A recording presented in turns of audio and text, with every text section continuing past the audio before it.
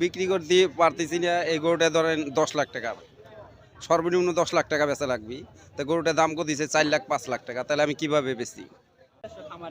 জি,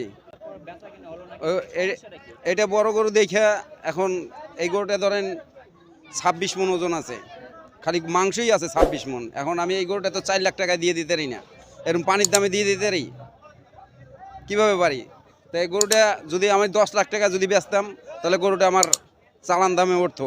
এই গরুটা সর্বনিম্ন দিন 200 টাকা খায়, এই 2000 টাকা খায় দিন, 2000 টাকা খায়, 2000 টাকা প্রতিদিন, 2000 টাকার খাবার লাগে। গোসল 3 বেলা, 3 বেলা গোসল, আর সবসময় পেট ভরেই রাখা লাগে। আসতে গাড়ি খরচ আপনার 16,500 টাকা।